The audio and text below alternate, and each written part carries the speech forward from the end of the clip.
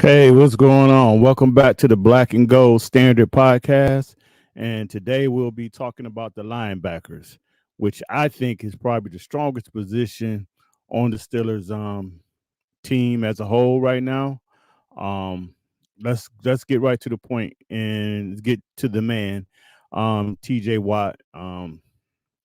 It ain't really too much I could say about TJ other than I still don't understand what the league have against this man.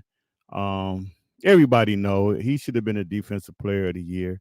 All those, those rush win rate and all this crap that they had to make up to get the award to Miles Garrett was I don't know. I'm not even gonna get into that because, like I say, if you're a true football fan and you just look at the tape, you know who's the better defensive player. But again with TJ, as long as he stay healthy, you're guaranteed to get anywhere from 15 to 20 sacks.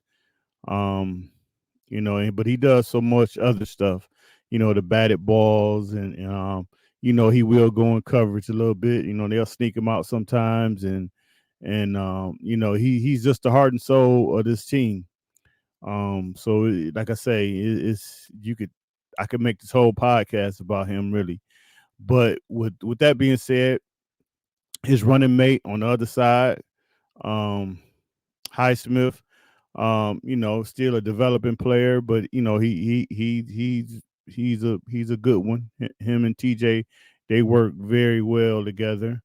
Um, he'll come up with some clutch interceptions and the sack numbers were kind of down a little bit, but like I say, he's still a developing player, but he's still a guy in which I think this year with the better inside linebacker play, I could see his sack numbers, getting up to 8, 10.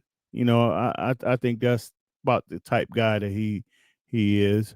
Then also with our inside linebackers, I mean, I feel like it's one of the best defensive signings in the whole league to get Patrick Queen. I mean, this is a kid that he's really finally coming in on his coming into himself. People got to realize when he came into the league, he was only 20 years old, so he was still kind of learning. Um, when they got Smith on the side of him, that really exploded his game. But this is a major signing, which is going to pay big dividends for the Steelers to get a guy that has that much experience. He's still only 24 years old, and to be honest, the contract that they end up signing him for was way less than probably what he was projected to get, so it didn't really kill the team, salary cap wise. And it's just a great signing. And you're talking about definitely a guy that's probably going to be another Pro Bowler. Um, I don't see his play dropping off, you know. So it's just a huge win-win for the Steelers. A Landon Roberts played very solid for the Steelers this year. Actually, I probably think he probably played a little bit more than what they wanted to play him. But due to the injuries, they had to put him out there almost full time. But he stepped up to the plate. Um, I don't see him really slowing down any. I know they probably want to get some of those snaps off of him. Maybe for him not to take as many snaps as he did. But again, that's just going to depend on what they do in the draft. If they can find another inside guy, Holcomb. If Holcomb can come back, that would definitely upgrade the inside linebacker position, because I thought before he got hurt, he was really starting to come into his own, and he was playing very well, playing very fast. I would love to see him and Queen, you know, together playing, but we'll just see how he come out this injury that he had, and how long it takes him to get back on the field. But like I say, I think the linebacker position is the strongest position on the defense. Actually, probably on the team. I guess the running back position is probably next. But I'm very excited about this crew.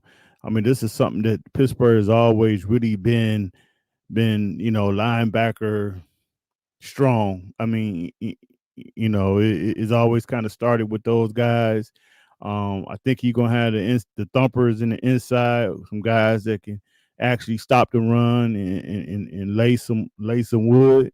So I think right now the future is pretty bright, for the linebackers, and you got two guys that can get to the quarterback.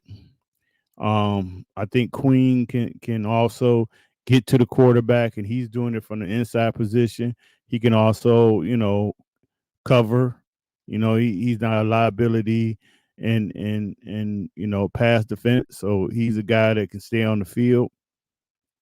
Like I say, depending on if Holcomb can get back from this injury, that would be a big plus. But other than that, I mean, I think the linebackers are very, very good. I mean, so we'll see what the Steelers can do.